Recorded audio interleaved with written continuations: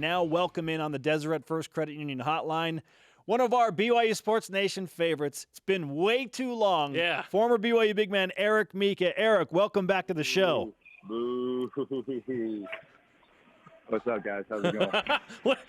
Boo? What are you booing? I'm booing myself. I was, got to get myself going a little bit. you need to get riled up? Like you need to hear that negativity? Yeah, I do. I love it. I feed off of it. Eric, you're in the middle of a very busy vacationing season after you did a lot of good work with the Kings in the NBA Summer League. Where are you right now? That's for me to know and you to find out, man. It sounds like you're in the mall. Follow him on social media. Maybe he'll reveal a clue. Some vacation. I'm actually sitting in a gym right now. I just finished working out. Nice. We're in St. George with my wife's family this week. We'll actually go down to Vegas to catch a show, and then we come back. And 2 days later, we head up to Canada, to Banff. Okay. In Canada with my family. So it's kind of crazy. I was just telling Ben, it's one of those things where, when you're planning it a year off, it looks like it's going to work. You just kind of say yes to everything, and then it gets there, and you're like, oh, that's going to be a little bit crazy. But we're making it work. We're having fun. We'll have enough time to get back in shape.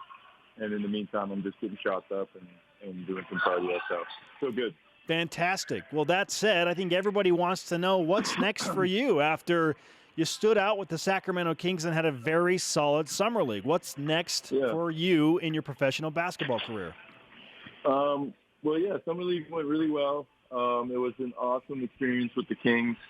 I think we were kind of, right place, right time, which is what it takes sometimes, because the other big guy, Caleb Flanagan, was kind of hurt. His quad was bugging him. He got kneed there during practice and a little training camp. So they gave me a lot of time in Sacramento, and I think I showed them and other teams what I could do. And so, it was great. It was a lot of fun. I had a lot of fun with the guys, getting to know the staff. So it just seems like a good situation. Nothing is signed, but it looks like almost like we'd be going to training camp with them, to vet camp in the fall. And then, we'll just go from there. We'll see if we can crack the roster, or if we go down to the G League, and we'll just try and get called up a couple times and just see what happens. Well, that's exciting. So if you don't make the team, is the G League the next step perhaps for you, so that you are in a position to be called up to the NBA? Yeah, and it's actually a rule. I'm like not super familiar with all the G League stuff and NBA stuff, but what I'm figuring out, and I could be wrong, there could be someone out there who's like, man, this guy's stupid, he doesn't even know what's going on. But I think if you do go to vet camp, then you have to be with the G League affiliate team for at least 60 days or something, 2 or 3 months.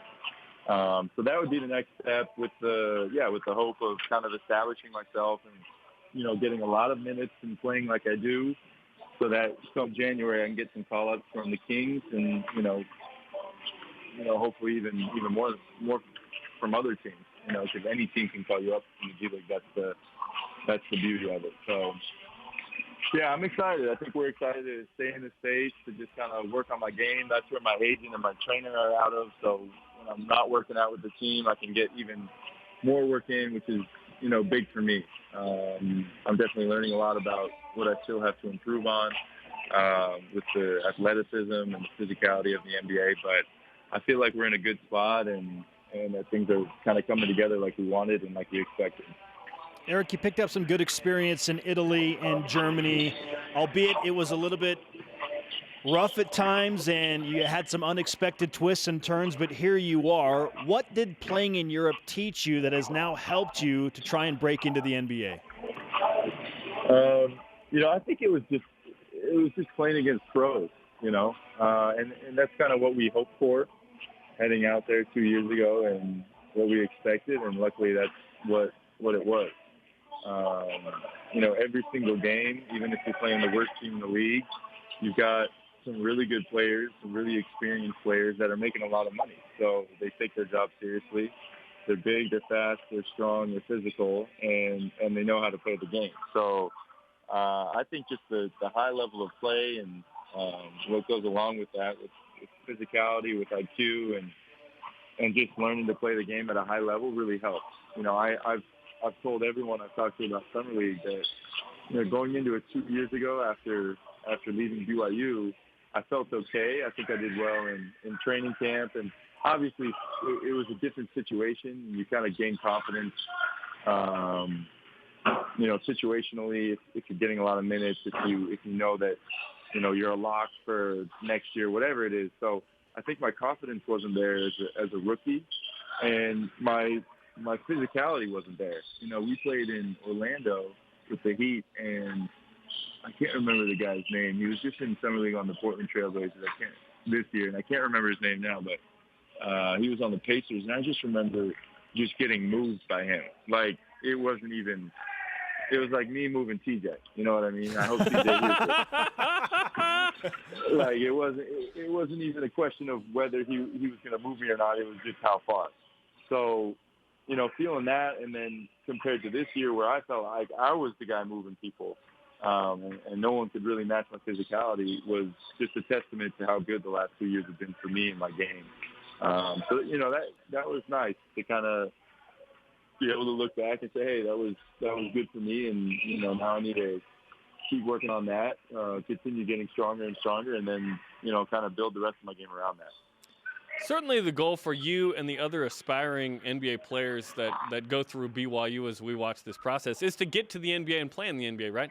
So describe to us the process there of, okay, do I stay in the G League, which I make less, or but I'm right there, right, next to the NBA, or do I go overseas and have an experience where I make more and it's still good ball? How do you kind of manage those two? Yeah, you know, I think it's really hard. There's definitely a gray area where you don't know exactly what to do, and it's a hard decision saying, hey, you know, do I take a shot at it at the NBA where the ceiling is high? You know, you see how much these guys are getting paid, or do I play it, you know, quote unquote safe? Not that it's easy to get good jobs out there, but if you're doing well, do I play it safe and stay out there and just kind of continually collect a good paycheck and play at a high level, like you said, and still give yourself a chance to go over, you know, just straight from a good team.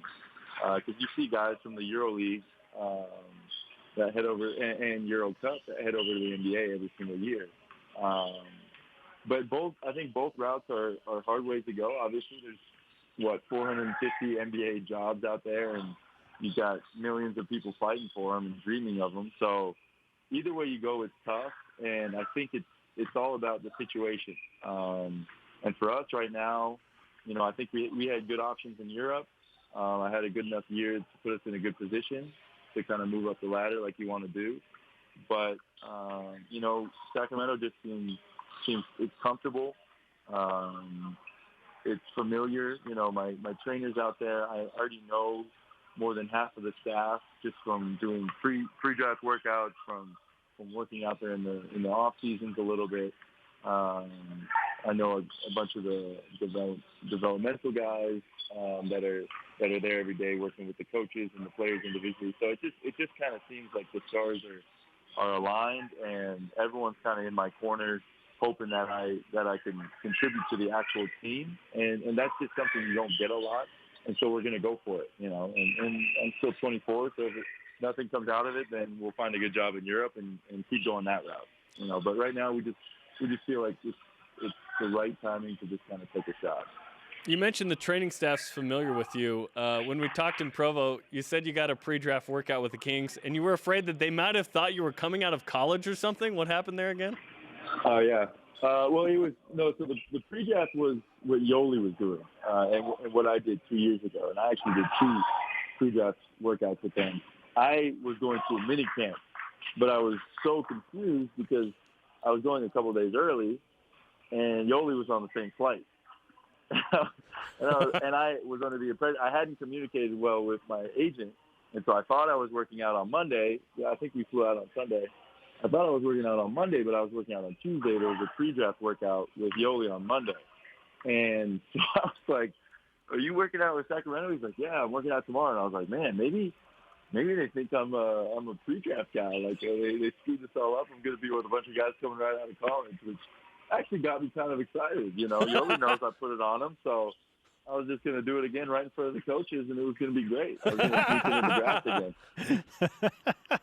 Eric Mika with us on BYU Sports Nation. And just to reiterate, Eric, for those that may be joining us, nothing has been signed, but you plan on being in fall camp or training camp with the Sacramento Kings with the intention of perhaps breaking in at some point in the season, maybe a two-way contract. Is that fair to say? Yeah. That's kind of the plan right now. Okay. I'd also like to point out the fact that we have a very, very nice, professionally done picture of you on the TV compared to the pictures that I sent out on Twitter. It's from BYU. I think we need an updated one, though. Hey, if you guys put out another bad picture, I swear this will be the last time we talk, man. Well, we hadn't had you on for a while. We kind of got used to it, unfortunately. That one's not bad. I just hopped on Twitter. The one you put on isn't terrible. I look young, but I mean it's from 2 years ago, almost 3 years ago. Well, send us a good one. What we're gonna do is from now on, anytime we are in touch, I'm just gonna send you about 10, 15 clips or pictures, and you guys can pick from there. That sounds great. Okay, that's what we need from you. You're ruining my image, man. We are. Well, your dad came to your defense, Eric. He emailed me a picture of you dunking all over the German League Player of the Year. So, was that Jack Sickman's kid or something? Yeah, it is. Yeah, that sounds like something my dad would do. We talked about it for about 20 minutes in the car the other day. So, Eric, we'll make sure that I'm just gonna send actually to this Twitter feed right here the reply section. I'm going to send you guys in the next hour just 10 great pictures, action-packed. Don't do it. It'll compress them. You got to send them raw in email. We'll figure it out. Just text me. I'll send them to my dad, and he'll email. He'll email them over? Or text me, whatever. Yeah. Eric, it's great to catch up with you, man. When you get back from your vacation, we'd love to have you in studio and catch up some more. Yep, for sure. Thanks for having me, guys.